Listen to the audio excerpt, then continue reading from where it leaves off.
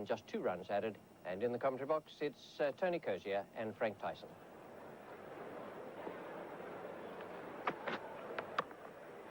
And he's cracked that.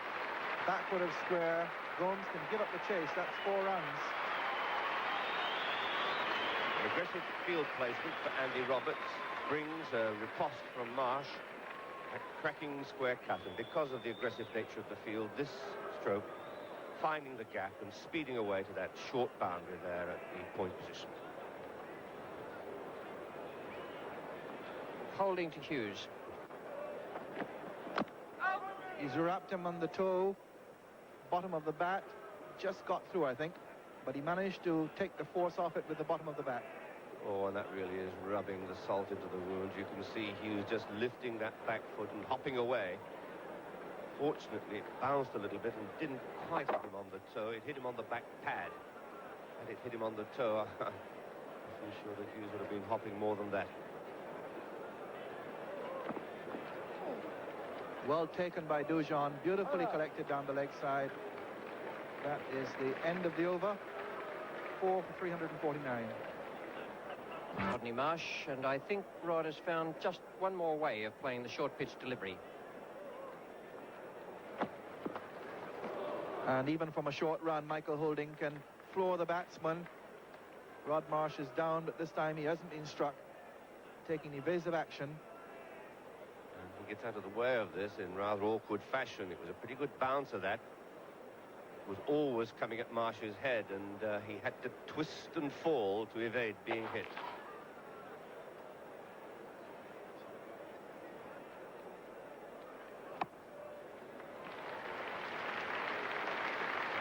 There'll be a couple there. 3. And Marsh and Dyson there just hesitating.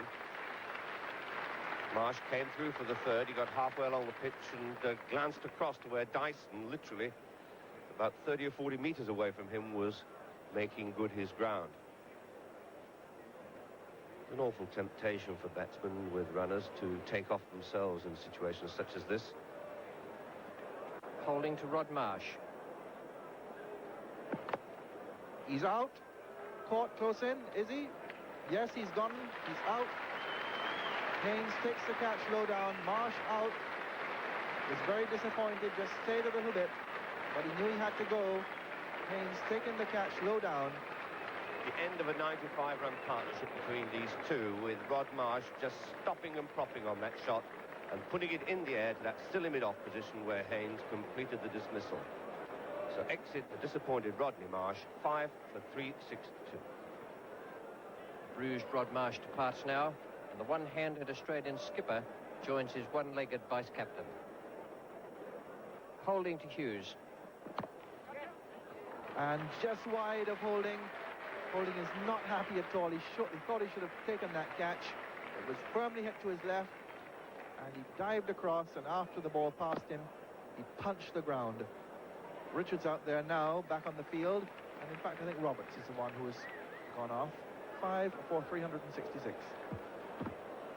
Joel Garner to Kim Hughes, and the West Indian bowling and fielding is right on target. What a great catch that is by Bacchus. That short leg. The West Indies have broken through twice now. Marsh and Hughes, the overnight not-out batsmen, have gone. That one to a very sharp catch by Fayed Bacchus, and West Indies right back in the game. Kim Hughes goes off, out for 84. Very sharp catch at bat pad. In fact, that one coming straight off the bat. You're not really expecting your close-in man to catch those. Joel Garner, a very pleased man. Kim Hughes can be very proud of himself the way he's played for his 84. And Australia are 6 for 373.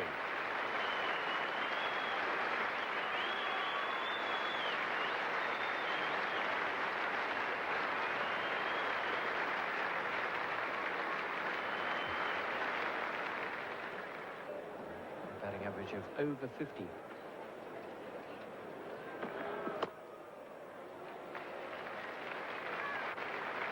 That's a lovely stroke.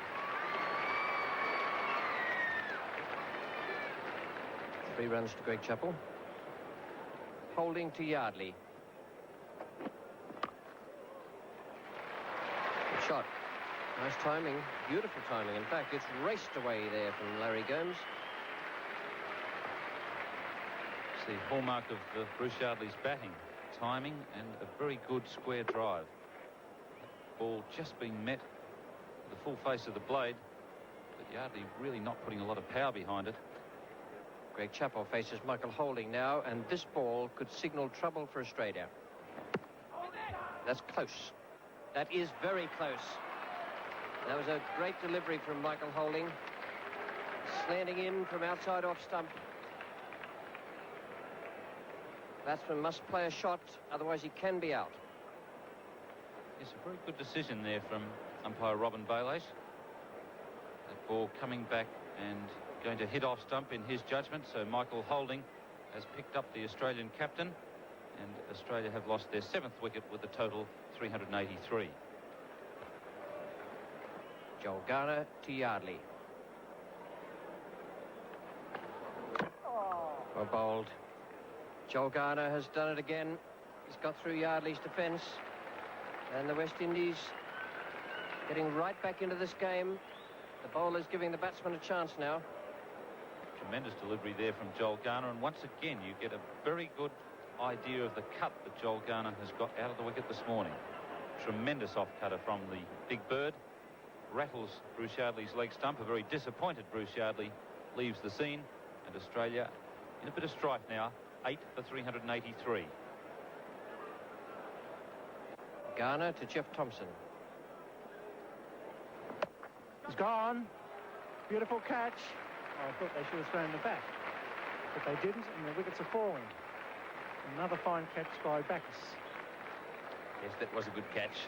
Once again, the ball nipping back a long way there, and that one taken just above the surface of the ground. Backus catching it in his right hand. And that's the end of Jeff Thompson. Out for a duck, caught by Backus off the bowling of Joel Garner. Well, Thompson will be pleased to see the ball nipping back off the seam, and it's certainly done that quite a lot. 9-4-3-8-3. Garner to Lilly. There's a chance. It's got him. Yes, they're out. All out 386. Australia lead by 235 runs, so the West Indians need 236 runs for victory. That was a nasty delivery.